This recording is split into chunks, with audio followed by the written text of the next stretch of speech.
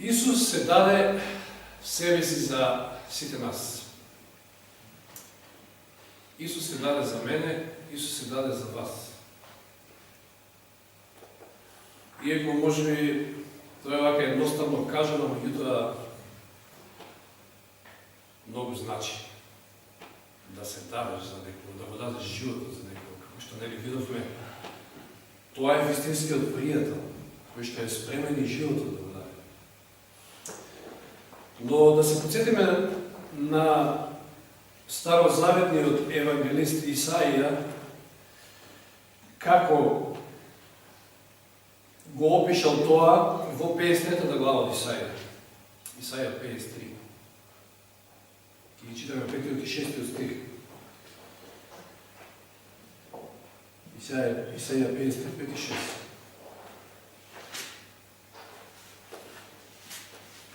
За нашите престапи, вели, беше прободен, сотрен за нашите беззаконија. Казната за нашиот мир падна врз него, преку неговите рани ние се исцеливме. 6 стих вели, сите скитавме како овци и секој одеше по својот пат, а Господ ги возложи на него беззаконијата на сите нас. Сите скитавме како овци и секој одеше по својот пат. Се сеќавате ли на тоа време? Додека скитавте. Јас се сеќавам. Баш буквално можем да кажем дека беше скитање по овој свет. Без да се знае вистинската смисла за животот, да се изгуби надежта можеби во нешто, поинаку, знаете, си ги спомнувам сега тие години кога прекинав со факултетот, па баш беше скитање буквално. Излегување во град, во некој кафич, ќе седнеш, немаш никој знае колку пари, ќе седнеме 5 души, два пијалока се пијат на масата, ама сите седиме. Да утепаме некој саат. Да помине вечерта. И од таму не знам каде, на друго место и така секоја вечер. Замисли си, 100 души, луѓе да земеме, може да фатат 100 различни правци. Вели овде, секој одеше по својот пат. Или во превод може да кажеме, секој си правеше како што си сакаше. Меѓутоа, горе-долу, значи, како што кажам, може да има 100 патишта. Мислам, 100 луѓе по 100 различни патишта да фатат. Меѓутоа, горе-долу може да ги ставиме сите во 3 категории.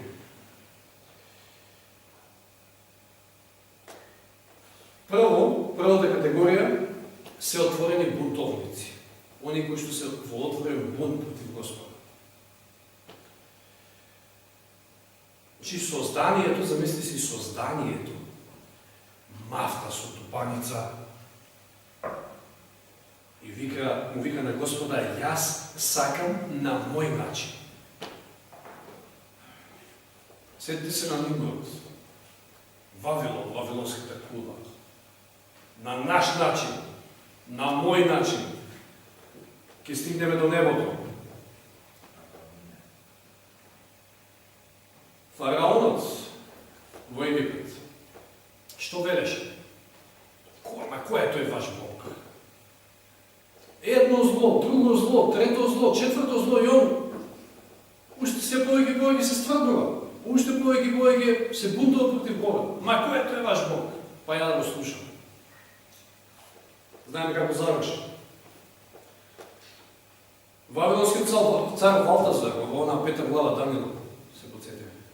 Истата таа вечер, кога ги осквернуваше саловите, кои што беа грабнати и донесени од светилиштето, кои што пиеја вино и се веселеа, истата таа вечер му заврши животот.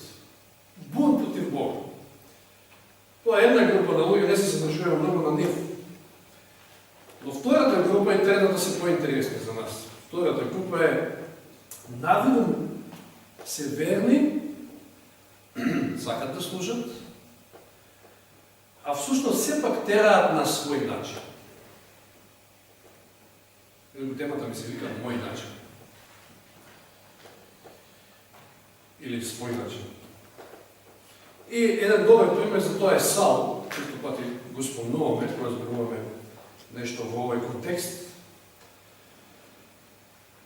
Се сеќавате, Господ изричито му кажа: амаликијците ја преминале онаа црвена црта и Господ рекол: изчисти ги до крај, до последен. Колку и тоа не е чудно да не изгледа. Меѓутоа Господ е тој кој што суди, Господ е тој кој што знае дека повеќе нема шанси за некого. Иако тој е истиот, сака секој да дојде до покаяние и до спасение. И му рекол на Саул да ги изчисти до крај. Меѓутоа, ако читаме во 1 Самуилова 15 глава, што ќе најдеме, да се подсетиме на тој текст. 1 Самуилова 15 глава, од 19 до 23. 1 Самуилова 15, 19 до 23.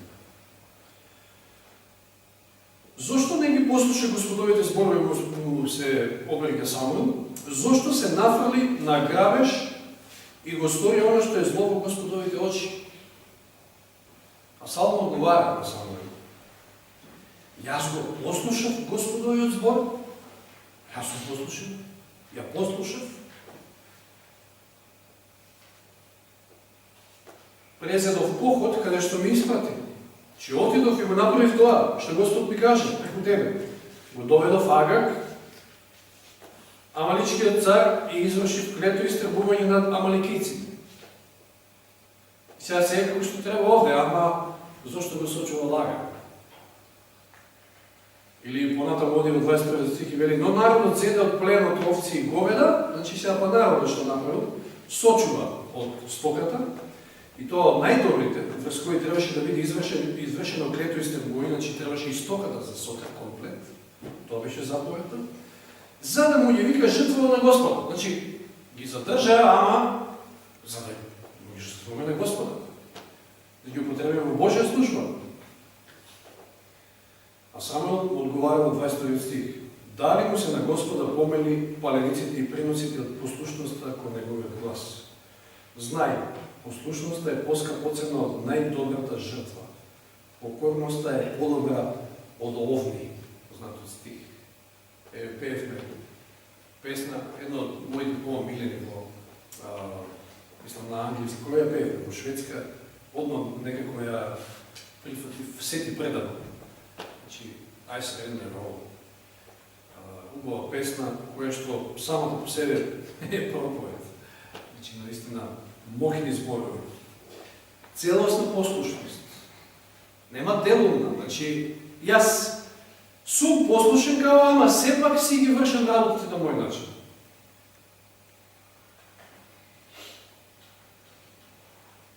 Тоа Господ го смета повторно за бунт, за противење. Знаеме како завршил Саул, во 23 стих ни вели, Самуил му се обреќа, му вели: непокорноста е како гревот на вражењето. Самоволието е како злоство со идолите. Самоволието, тој е мој начин, исто како и идолопоклонство е. А нормално, значи, Господ ти нуди еден начин и еден единствен начин, а ти си бираш свој начин, тоа е идолопоклонство самото по себе. Ти го отфрли, вели Господовиот збор, затоа Господ те отфрли на тебе, за да не бидеш повеќе цар. Готово. Ти повеќе не си цар. Ама јас послушав Господа. Ама јас направи како што... не направи. Не направи се. Луѓето имаат обично две причини за нештата што ги прават. Причината што ја кажуваат и вистинската причина. Често пати е тоа, најчесто. Но ова Господ го квалификува исто така како бунт. Саул си правил на свој начин, додека мислил дека со тоа му служи на Господ. Ајде да отвориме сега во Матеј, 7 глава, да се подсетиме на неколку стиха од таму. Мислам дека баш минатата сабота Раде прашуваше кај се мојот овие стихови. Па еве уште еднаш да се подсетиме на нив, Матеј 7, 21 до 23. Не секој што ми вели Господи, Господи, ќе влезе во Царството Небесно, а оној кој ја врши волјата на мојот татко кој е во небесата. Мнозина ќе ми речат во оној ден: Господи, Господи, не пророкувавме ли во Твое име, не изгонувавме ли бесови во Твое име и не правевме ли многу чуда во Твое име? Правевме многу работи, Господи, во Твое име. Тогаш јас ќе им изјавам: никогаш јас не сум ве познавал, одете си од мене, вие кои правите беззаконие. Што правеле сите овие кои што пророкувале, кои што изгонувале други бесови? Сте изгонели некојаш бес? Односно, нечист дух. Видите какви работи правеле, ама тоа го правеле на свој начин.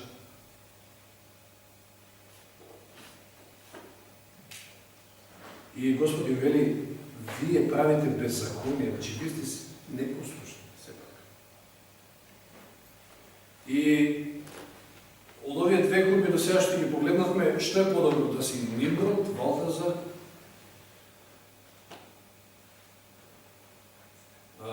или пак да си Саул.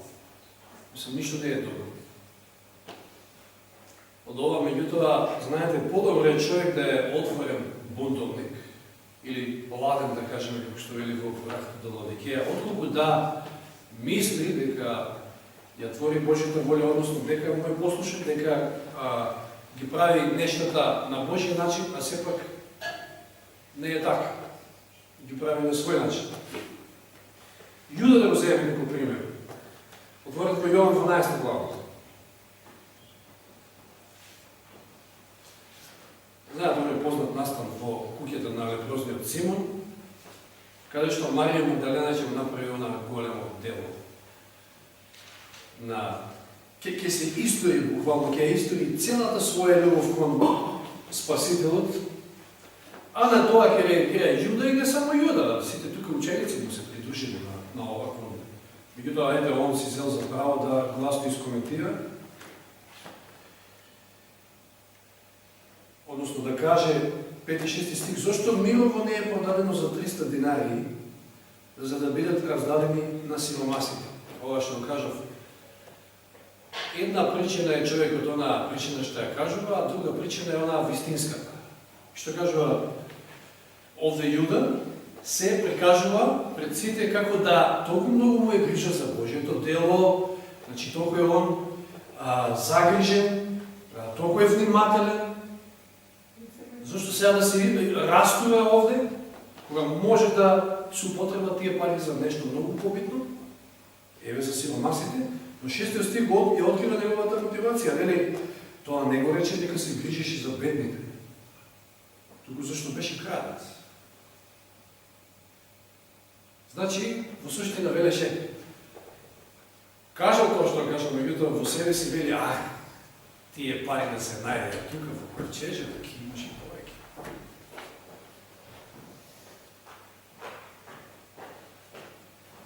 Зашто кај него беше ковчежето и земаше од она што пуштаа во него.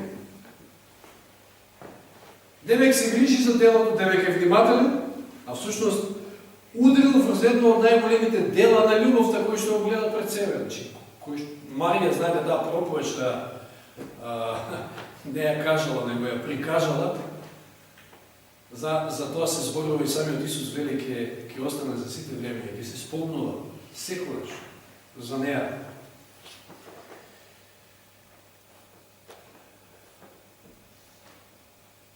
Значи, демек сум послушен, ама сепак го правам тоа на свој начин.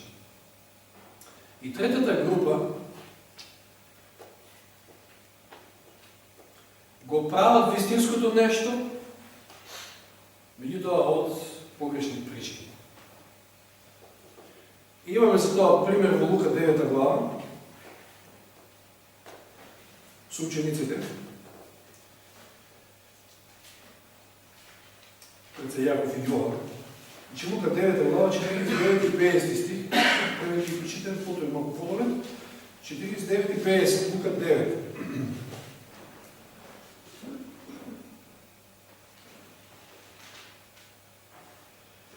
Јован проговори и рече, вели на Исуса, учителе, видовме еден кој истерува нечисти духови во Твое име и му забранивме, зашто не оди со нас. А Исус што му одговара? Не браните го, зашто тој не е против, а кој не е против вас, за вас е. Значи, што вели Елен Вајд во Коптежот на вековите? Значи, со спречувањето на овој човек, Јаков и Јован сметале дека ја брана честа на својот Господ. Ама слушнете сега. Но, почнале да обидуваат дека биле љубоморни заради самите себе. Тоа било суштината на таа реакција. Значи, да, ќе го правам вистинското нешто, ама погрешни причини. И обично тоа се себешни причини. Сакаа да го забранат, правя и тој чуда истерувал нечисти духови, затоа што не е еден од нас. И подолу, уште вели од 51 стих, ако га дојде време да се вознесе, тој го насочи своето лице да патува за Ерусалим. Значи, Исус патува кон Ерусалим и успат се наоѓаат во едно самарјанско село и испрати вели гласници пред своето лице, пред него, испрати гласници тие отидоа и дојдоа во едно самарјанско село да приготват место за него. Значи, тука требало да помине, но не го примија. Зашто лицето му беше кон Ерусалим, знаеме кој проблем го имале самарјаните со евреи. Кога го видоа тоа учениците, Јаков и Јован рекоа: Господи, сакаш ли да заповедаме да слезе оган од небото и да ги истреби? Како што тоа го направи Илија. 55 стих. А тој се заврте и ги укори велики: вие не знаете со каков дух сте.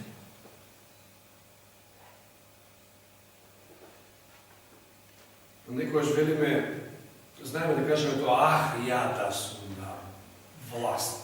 Ја да сум 5 минути само на власт. Ја вака ќе направам, ја така ќе направам. А ја да сум Бог?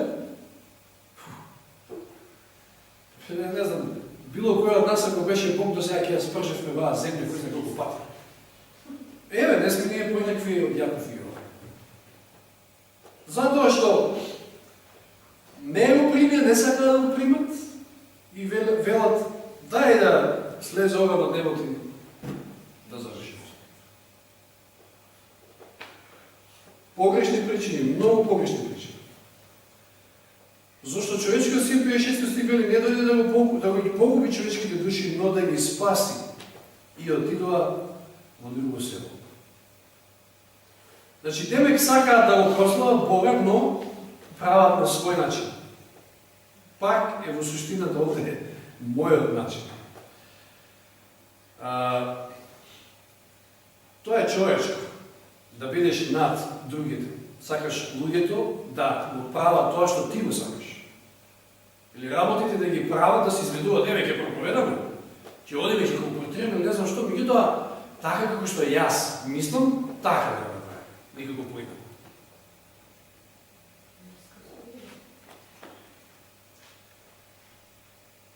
И ако не е така, тоа ще спремен да удриш по него. По другиот. Знаете дека всушност во таквиот дух лежи и она самата инквизиција, самото прогонство. Тоа е тој дух. Значи, јас како што верувам, јас како што правам, така ќе прават сите. Ако не, пушти Господе оган од небото.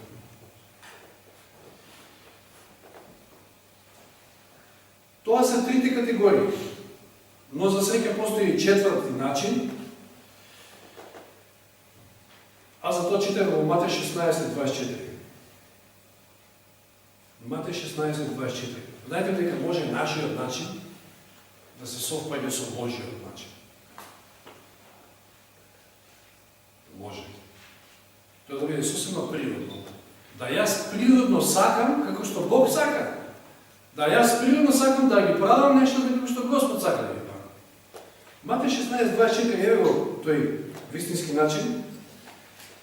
Вака гласи: тогаш Исус им рече на своите ученици: ако некој сака да врви по мене, нека се одрече од себе си и нека го подигне својот крст и нека ме следи.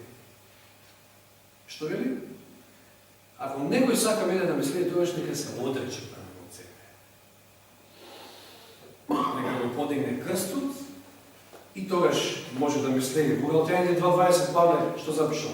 Со Христос сум распнат на крстот и јас веќе не живеам, туку Христос живее во мене, а животот што сега го живеам во телото, го живеам преку верата во Божиот Син, кој ме возлюби и се предаде себе си за мене. Господ вели има начин, вистинскиот начин е да се распнеш самиот себе, да умре твоето јас.